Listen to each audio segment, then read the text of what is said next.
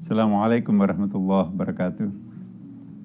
Alhamdulillah kembali kita berjumpa lagi para pemirsa dimanapun juga berada. Sungguh nikmat ya hati ini dan tenang perasaan ini, luhur pikiran ini ya, bahagia hati ini setelah kita beberapa hari yang lalu ditempa oleh bulan suci Ramadan.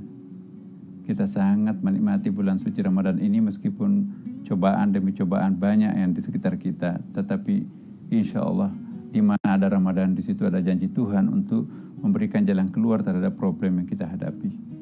Nah, topik kita hari ini, kesempatan ini para pemirsa, ialah memfungsikan dua sayap kehidupan. Apa itu dua sayap manusia itu? Apa yang disebut dengan pertama sayap kanan itu adalah syukur, dan sayap kedua adalah namanya sabar. Syukur dan sabar. Ya, dua sayap kehidupan ini kalau kita fungsikan dengan baik, maka insya Allah kita akan ibaratnya burung terbang tinggi ke udara. Tapi kalau kita nggak punya sayap, bagaimana bisa terbang? Kalau hanya punya satu sayap, bagaimana juga bisa terbang? Kalau lemah sayapnya yang satu, itu juga sayapnya terbangnya akan pincang. Karena itu, memaralelkan antara syukur dan sabar ini, itulah tuntunan kehidupan Al-Quran dan hadis Nabi. Apa yang dimaksud syukur? Para pemirsa, sebetulnya syukur itu adalah memuji Allah. Tapi memuji itu dalam bahasa Arabnya itu ada 4 istilah. Ada tamadah, memuji tapi lain di hati, lain di mulut. Wah, mulutnya bagus, tapi hatinya busuk. Itu namanya tamadah. Pujian yang kedua, tahmid. Apa yang ada dalam hatinya, itu juga yang keluar dari mulutnya. Itu namanya tahmid. Ya. Ada lagi yang ketiga, syukur. Nah, inilah yang kita bicarakan pada kesempatan ini. Syukur itu bukan hanya memuji Allah, tapi ada action. Kalau dapat rezeki, alhamdulillah, aku dipromosi jabatan. Tapi kalau teman-teman, saya akan traktir, saya dapat pangkat seperti ini tanpa bantuan teman-teman gak mungkin. Oke, nanti aku traktir makan siangnya. Itu baru syukur. Kalau hanya memuji kepada Allah, itu tahmid. Yang dimaksud syukur, ada action di situ. Ngajak kita makan, nah itu dia. Nah, itu yang disebut syukur. Tapi syukur masih dibagi dua lagi. Ada syukur dalam pengertian syukur, mensyukuri apa nikmat Allah. Tapi yang paling tinggi syukur itu apa yang disebut dengan syakur. Syakur itu mensyukuri apapun yang datang dari Allah. Termasuk mensyukuri penyakit, mensyukuri musibah, mensyukuri malapetaka, mensyukuri kekecewaan, mensyukuri penyakit. Kenapa? Karena mereka yakin bahwa semua yang datang dari Allah itu pasti adalah baik.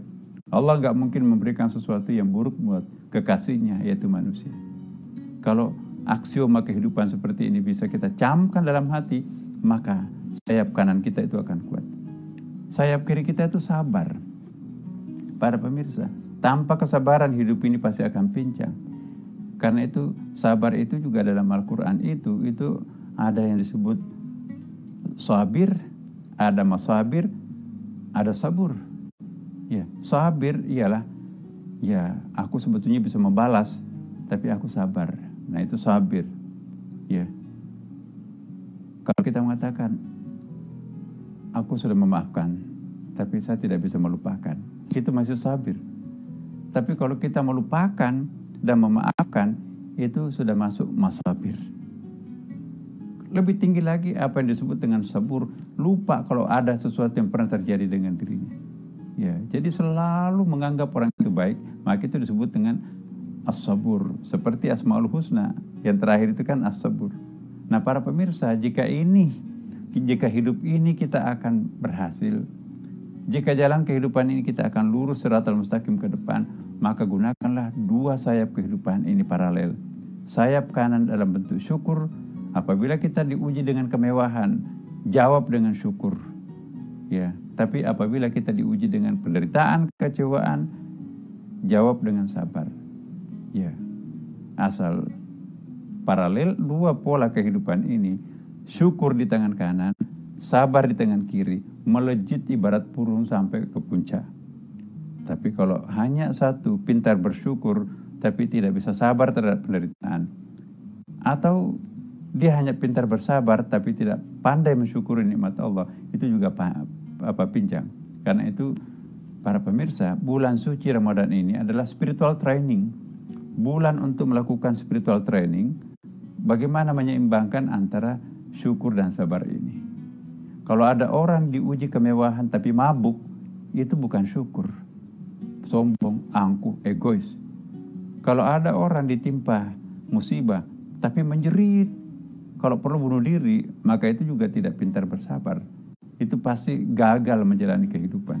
Nah, kalau ingin sukses menjalani kehidupan ini, seimbangkanlah antara dua sayap energi manusia ini. Pasti dijanjikan Allah akan sampai ke puncak manakala dua sayap kehidupan ini kita paralelkan dalam menjalani kehidupan. Semoga para pemirsa kita berhasil menyeimbangkan dua pola tangan kanan kiri ini dalam menjalani kehidupan, sehingga kita akan menjadi orang yang sukses menjalani kehidupan di dunia dan dijemput oleh surga di akhirat. Semoga demikian adanya. Wassalamualaikum warahmatullahi wabarakatuh.